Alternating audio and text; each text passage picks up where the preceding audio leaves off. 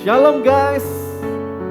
Hari ini kita boleh bersyukur ketemu lagi bersama Lazo Ferik di serial Seven Cross. Ya, kita sudah hampir finish. Gitu, hampir, masih belum tapi tenang, jangan khawatir. Masih ada beberapa minggu lagi ke depan. Ya, di hari ini cukup apa ya? Kita boleh bersyukur kembali gitu ya. Seminggu nggak terasa sudah minggu lagi ya. Kita boleh kembali beribadah bersama dan kita mau bersyukur kepada Tuhan. Karena apa? Karena terlalu besar kasih dan pengorbanan Tuhan bagi setiap kita anak-anaknya, bagi setiap kita orang yang percaya kepadanya. Oleh karena itu, Lazo Ferik mengajak setiap kita untuk kita boleh menaikkan syukur kita, menaikkan pujian kita hanya bagi nama Tuhan kita Yesus Kristus.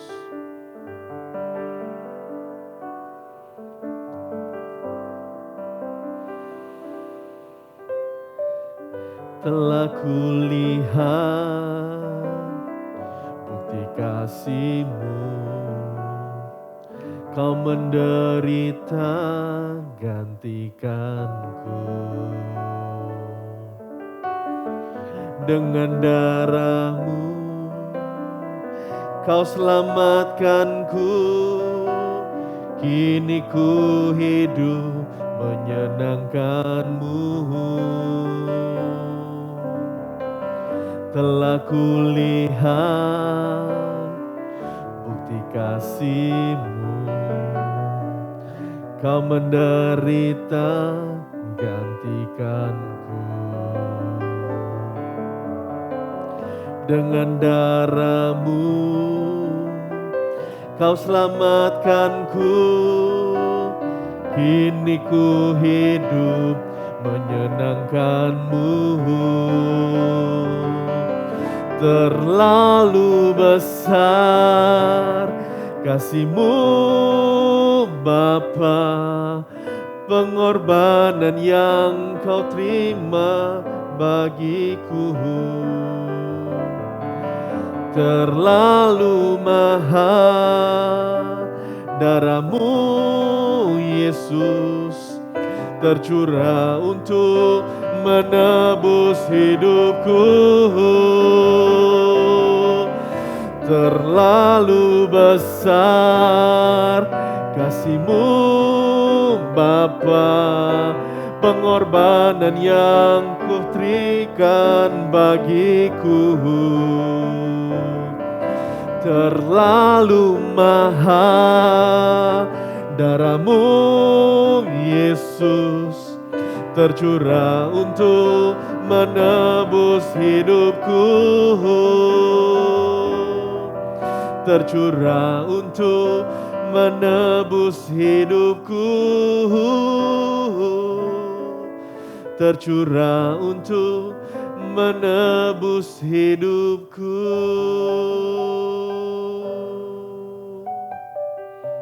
Darah-Mu Tuhan yang boleh menyucikan kami. Darah-Mu Tuhan yang boleh menebus setiap kami. Kami bersyukur hari ini kami boleh beribadah kembali ke rumah Tuhan. Meskipun melalui online, kami boleh bersama-sama kembali beribadah. Tuhan, terima kasih untuk segala kebaikan yang boleh kami rasakan dari minggu lepas setiap minggu, hari demi hari Tuhan. Kami bersyukur semuanya ke dalam tangan kasih setia Tuhan. Dan pagi hari ini Tuhan, kami mau mengaku setiap dosa-dosa dan kesalahan kami. Sucikan dan kuduskan kami Tuhan, agar Engkau sendiri yang melayakkan setiap kami, untuk kami boleh datang beribadah kembali. Terima kasih Tuhan. Kami mau menyerahkan seluruh rangkaian ibadah kami dari awal hingga akhirnya ke dalam tangan kasih setia Tuhan. Di dalam nama Tuhan Yesus kami ucap syukur dan berdoa. Semua katakan amin. Puji nama Tuhan. Mari kita bersorak-sorai meninggikan namanya. Karena Dia nama di atas segala nama. Langit dan bumi, mari kita puji Tuhan bersama. Langit dan bumi, pujilah Tuhan, sebab Dia ciptakan semuanya. Keagungannya mengatasi langit bumi, sembah sujud di hadapannya. One more time, katakan. Langit dan bumi, pujilah Tuhan, sebab Dia ciptakan semuanya. Keagungannya mengatasi langit bumi, sembah sujud di hadapannya. Sama-sama katakan, ku puji, ku sembah, ku puji, ku sembah Yesus Tuhan dan Rajaku. Ku puji, ku sembah, ku puji, ku sembah Yesus Tuhan dan Rajaku. Sekali lagi katakan, langit dan bumi pujilah Tuhan, sebab Dia ciptakan semuanya. Keagungannya mengatasi langit bumi, sembah sujud di hadapannya. Ku puji, ku sembah, ku puji, ku sembah, ku puji, ku sembah Yesus Kristus Sang Penebusku. Ku puji, ku sembah, ku puji, ku sembah Yesus Tuhan dan Rajaku. Ku puji, ku sembah, ku puji, ku sembah, ku puji, ku sembah Yesus Kristus Sang Penebusku. Ku puji, ku sembah, ku puji, ku sembah Yesus Tuhan dan Rajaku. Sama-sama katakan, haleluya, amin. Come on. Haleluya, amin. Oh, haleluya, amin. Haleluya, amin. One more time, come on. Haleluya, amin. Haleluya, amin. Haleluya, amin. Haleluya, amin. Haleluya, amin. Sekali lagi katakan, haleluya, amin. Puji nama Tuhan. Kita boleh mengagungkan dan meninggikan namanya, nama di atas segala nama. Ada sebuah pujian yang sudah pernah kita nyanyikan bersama juga. Anugerahnya selalu mengalir sebagai sungai yang tak pernah habis. Mari kita menaikkan pujian ini bersama. Your mercy flow upon us like a river. Your mercy stand unshakable and true. Most holy God, of all good things river, mourn and live. Our fervent prayer to you. Hear our prayer. Hear our prayer. Oh Lord, be merciful once more. Let your love, your anger sweep. Remember mercy, oh Lord, again. Sekali lagi naikkan pujian bersama. Anugerahmu mengalir bagai sungai, tak tergoyah, sejati dan teguh. Kau Sang Kudus, yang terbaik Kau beri. Kami datang berseru padamu. Dengarlah, dengarlah Tuhan, kasihani kami. Jauhkanlah amarah-Mu, kasihanilah kami Tuhan. Dengarlah, dengarlah Tuhan, kasihani kami, kasihani kami. Jauhkanlah amarah-Mu, kasihanilah kami Tuhan.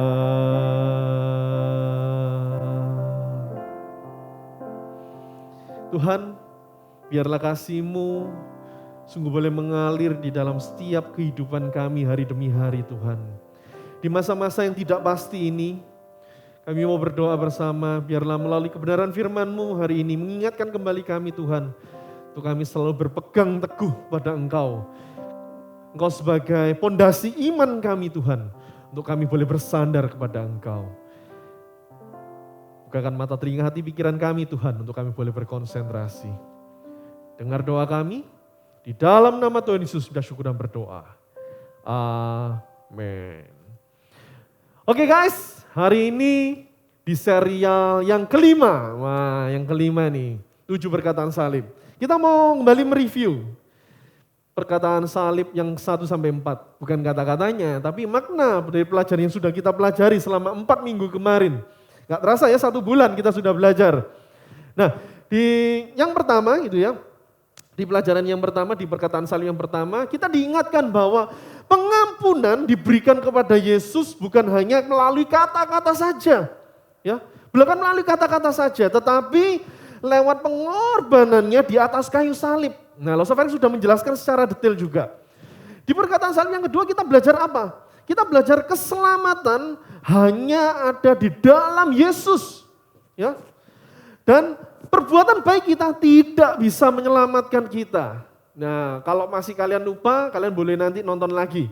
Ya, jadi perbuatan baik kita tidak bisa menyelamatkan kita, dan perbuatan baik kita itu tidak dapat menambahi kebaikan atau keselamatan kita, maupun dosa itu sendiri tidak mungkin mengurangi gitu ya. Itu kita belajar di pelajaran kedua.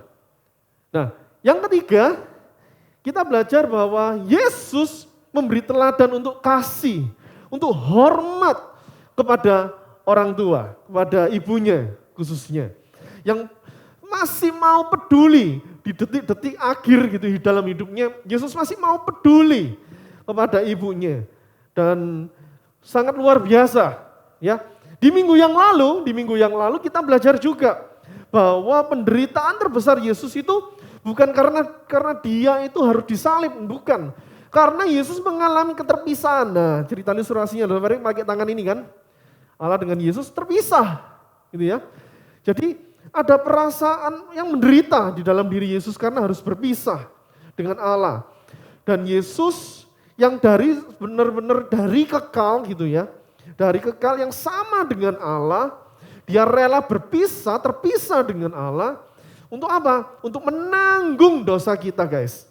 Dan kita boleh bersatu di dalam nama Yesus. Karena keterpisahan Yesus menjadikan kita itu boleh bersatu dengan Allah. Keren ya Yesus ya?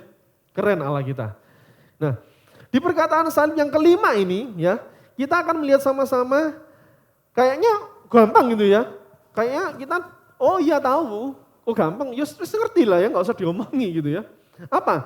Kita mau lihat di Yohanes 19 ayat 28. Ya, kita buka Alkitab kita di Yohanes 19 ayat 28. Dikatakan sesudah itu karena Yesus tahu bahwa segala sesuatu telah selesai, berkatalah ia supaya genaplah yang ada tertulis dalam kitab suci. Aku haus. Selesai? Nah, aku haus. Ya lek haus tuh ya minum guys, betul ya? Betul?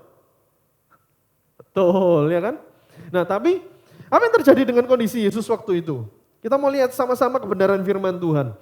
Mungkin terkenal sangat bisa dibicara gambling gitu ya. Pasti secara fisik itu Tuhan Yesus mengalami haus benar-benar, apalagi darahnya itu netes terus gitu, keluar terus. Yesus sudah mengalami nggak istirahat gitu ya, menderita juga, dapat pukulan, tinjuan, cambukan, siksaan ya.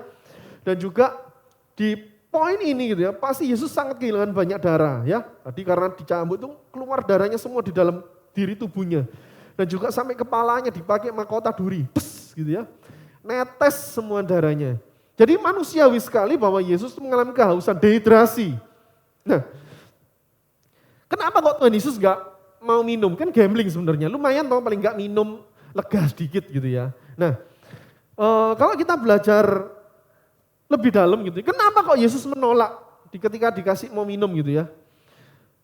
Di ayat selanjutnya kalian nanti boleh baca gitu ya. Ketika digantung di atas kayu salib itu, Yesus menolak. Loh, kenapa kok Tuhan Yesus menolak dikasih minum gitu ya. Meskipun minumnya itu anggur asam. Nah, menariknya gitu ya. Menariknya kalau kita baca di Markus 15 ayat 23. Markus 15 ayat 23.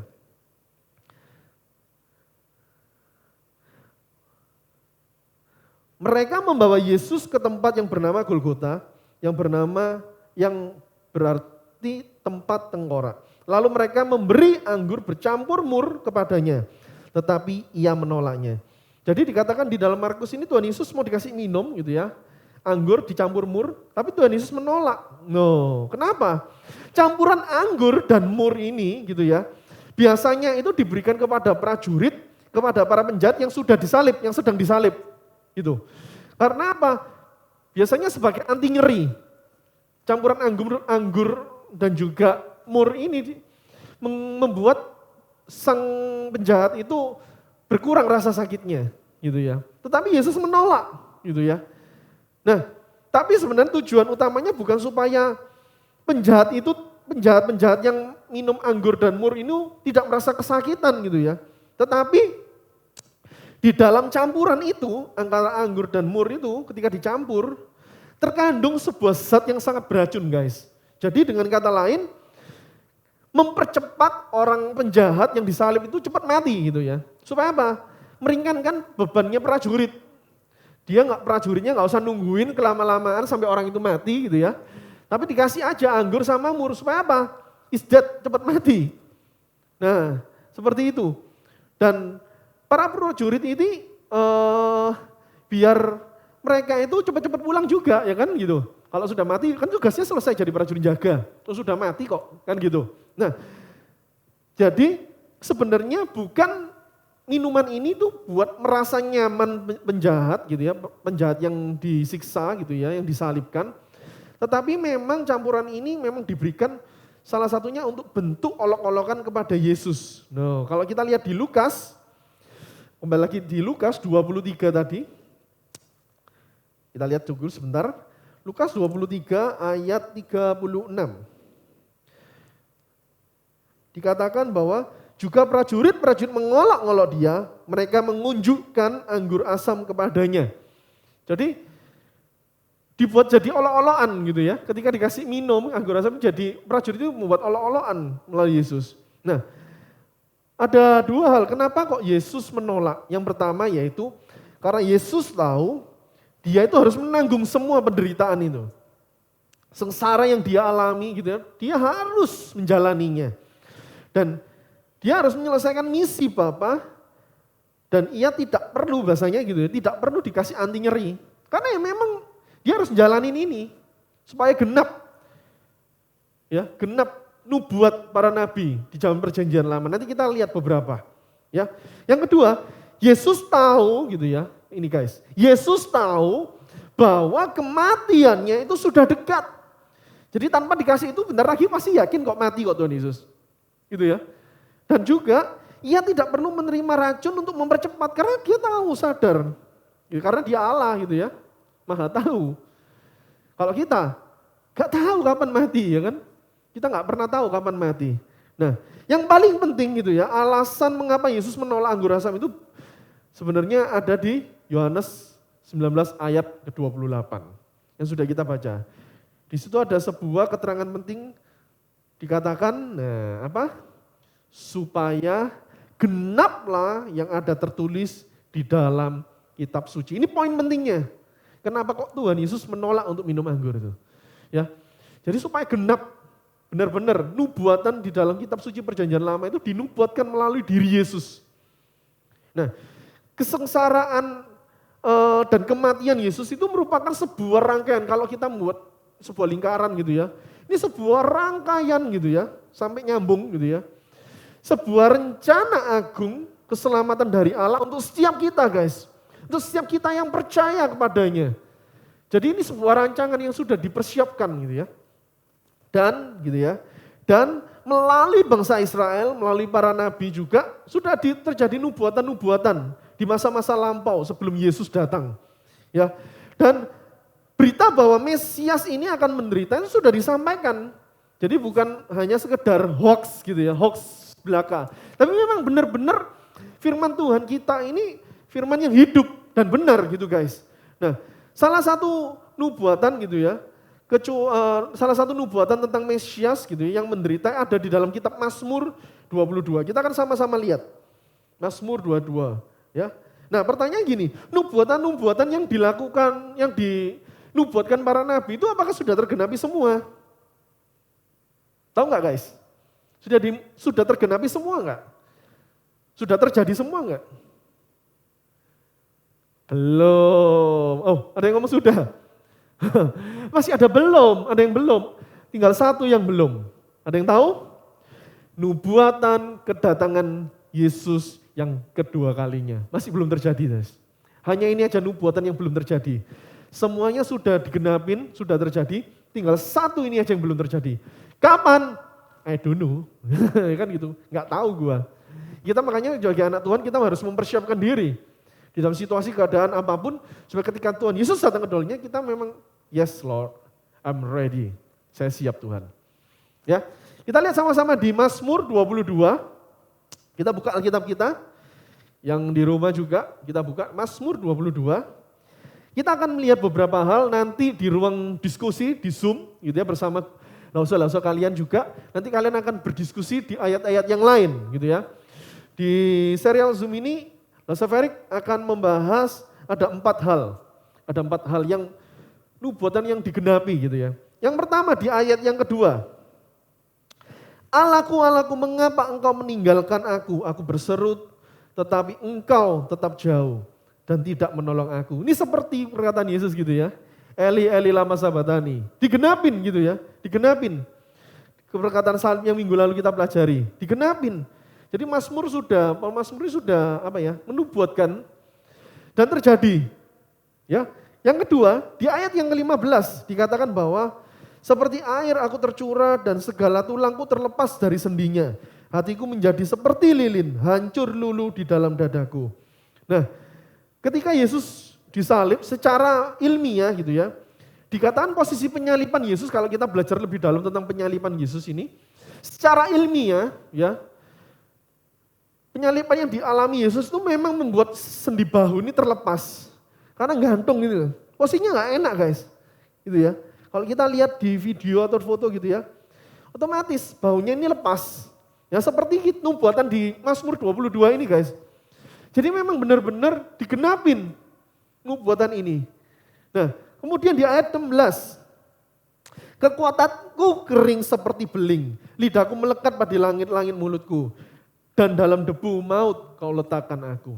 Seperti hari ini kita belajar, aku haus. Bahkan hausnya itu ya, kering-kering. Bibir tuh kering. Lidahnya sampai nempel di atap langit. Coba kalau kita nempelin lidah kita di atap rongga mulut kita bagian atas. Kakak ngomongnya, kakak gini ya. Aduh saya, sampai nempel ceket. Ya bahasa Perancisnya itu ceket. Nempel gitu, tidak bisa lepas. Ceket itu tidak bisa lepas gitu ya. Jadi nempel bener-bener susah dilepas karena nggak ada air gitu ya. Nggak ada air liurnya. Sudah kering, bener-bener kering. Nah, sudah digenapi juga perkataan Yesus ini. Nah, kemudian di ayat yang ke-19, coba kita lihat sama-sama.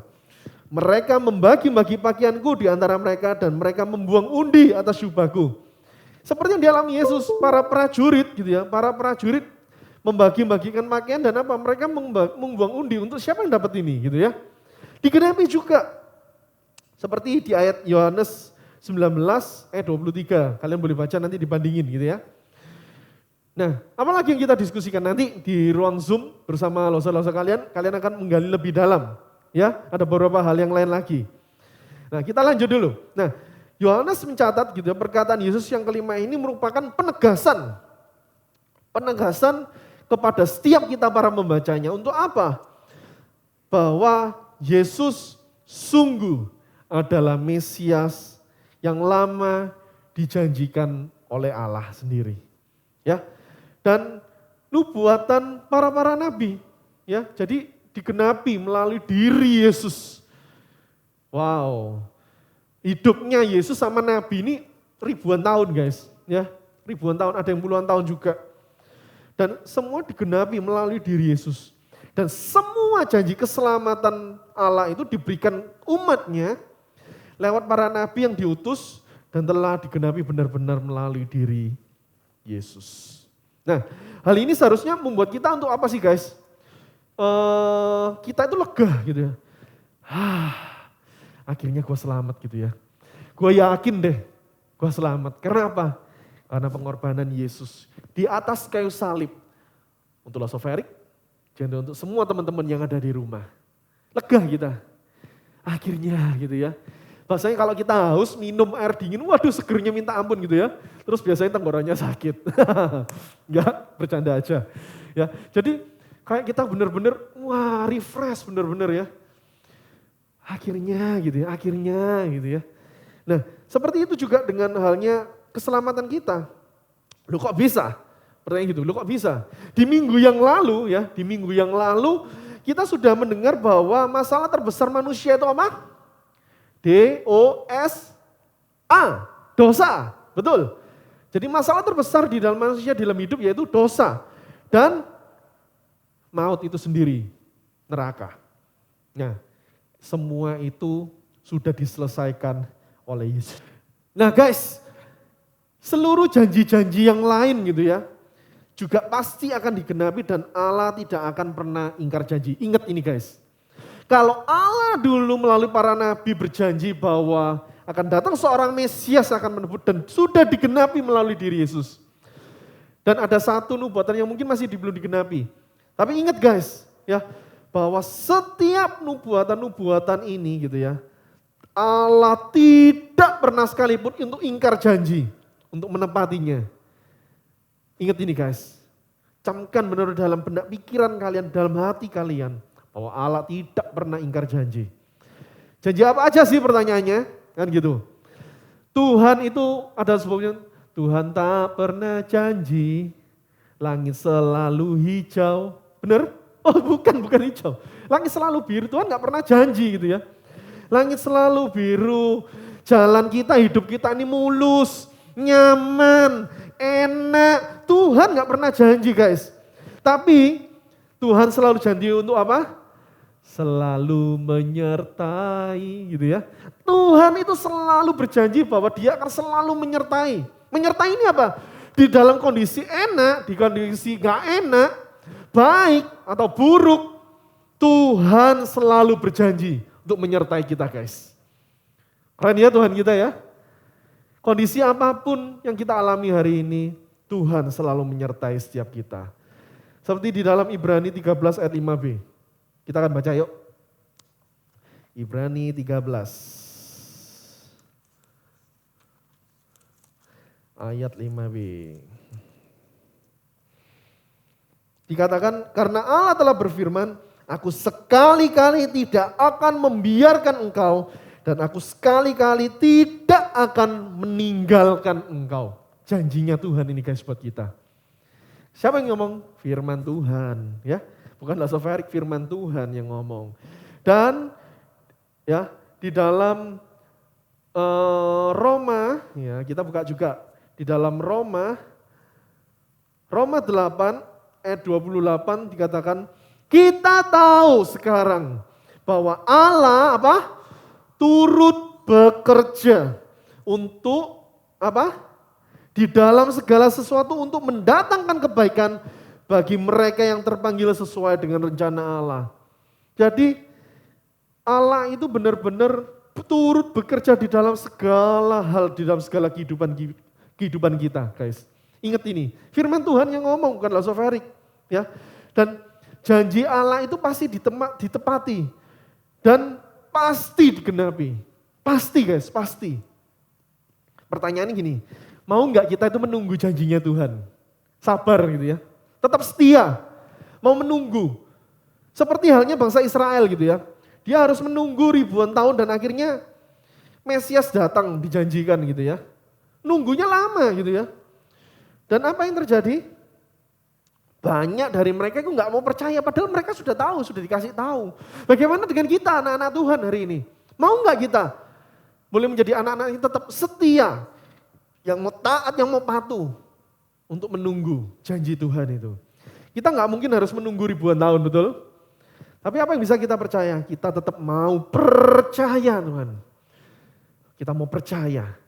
Kita tetap setia di dalam jalannya Tuhan untuk menanti kedatangan Kristus yang kedua kalinya.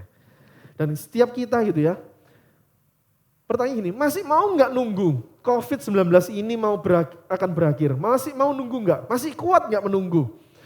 Si virus bandel ini gitu ya, akhirnya berhasil dijinakkan. Pertanyaan kapan? Nggak ada yang tahu.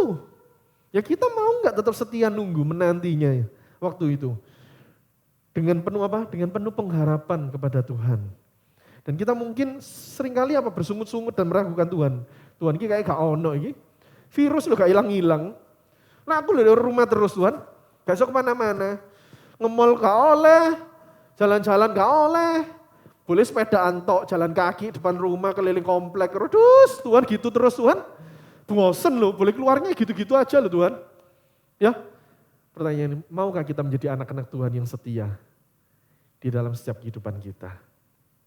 Kita ingat bahwa janji keselamatan Allah itu sudah digenapi melalui diri Kristus. Dengan sempurna gitu ya, tak kekurangan suatu apapun. Mari kita ingat sama-sama bahwa janji Allah akan hidup bersama dengan Dia untuk selama-lamanya. Dialah Allah Immanuel yang menyertai kita. Sekalipun kita tidak melihat Allah secara nyata di dalam kehidupan kita sehari-hari. Tetapi Dialah Allah yang Immanuel mau menyertai kita sampai kita bertemu muka dengan muka bersama dengan Tuhan. Jadi kesimpulan hari ini. Janji Allah pasti digenapi guys. Yuk, mari kita belajar. Dan menanti dan terus berharap kepada Dia, Sang Sumber Pengharapan.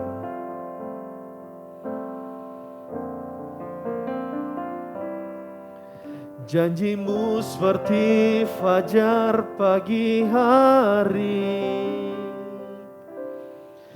yang tiada pernah terlambat bersinar. Cintamu seperti sungai yang mengalir. Dan ku tahu betapa dalam kasih-Mu. Naikkan pujian ini bersama. Janji-Mu seperti fajar pagi hari yang tiada pernah terlambat bersinar. Cintamu seperti sungai yang mengalir. Dan ku tahu betapa dalam kasih-Mu. Sama-sama naikkan. Janji-Mu seperti fajar pagi hari. Ini kerinduan kami Tuhan. Dan tiada pernah terlambat bersinar. Oh, cintamu seperti sungai yang mengalir. Dan ku tahu betapa dalam kasih-Mu. Dan ku tahu betapa dalam kasih-Mu. Dan ku tahu betapa dalam kasih-Mu. Janji-Mu Tuhan, ya dan amin. Biar janji-Mu ini Tuhan selalu menjadi rema di dalam setiap kehidupan kami. Dan kami boleh berpegang teguh. Kami tetap mau setia menanti janji Tuhan. Sampai kau datang kedua kalinya. Untuk kami boleh bertemu muka dengan Engkau Tuhan. Tolong kami Tuhan. Mempunyai iman yang kuat. Iman yang teguh. Iman yang tidak goyah Tuhan. Dalam setiap kami menghadapi tantangan-tantangan. Rintangan di dalam setiap kehidupan kami. Tuhan tolong kami, Tuhan tolong kami. Terima kasih Tuhan untuk ibadah hari ini. Kami menyerahkan kehidupan kami 1 minggu ke depan ke dalam tangan kasih setia Tuhan. Kiranya Tuhan sendiri menolong menyertai kami untuk selalu memberi kekuatan, peneguhan pada setiap masing-masing kami. Ini doa seruan kami Tuhan. Kami bersyukur di ibadah pagi hari ini juga ke dalam tangan kasih setia Tuhan. Di dalam nama Tuhan Yesus, kami bersyukur dan berdoa. Amin. Oke guys, let's all very ingetin. Ding ding ding ding ding ding. Nah, bejana untuk Tuhannya. Jangan lupa diisi. Nanti kita akan sama-sama bawa ke rumah Tuhan ya guys. Nah, jangan lupa juga ayat hafalan kita. Ayat hafalan kita diambil dari Kisah Para Rasul 3 ayat 18. Kisah Para Rasul 3 ayat 18. Dikatakan, tetapi dengan jalan demikian Allah telah menggenapi apa yang telah difirmankannya dahulu dengan perantara nabi-nabinya, yaitu bahwa Mesias yang diutusnya harus menderita. Biarlah kebenaran firman Tuhan hari ini mengingatkan kembali setiap kita untuk kita boleh semakin percaya bahwa Dialah yang memiliki janji di dalam setiap kehidupan kita yang tidak pernah terlambat. Amin. Sampai ketemu di minggu depan. Selamat hari Minggu dan Tuhan Yesus memberkati. Bye, see you guys.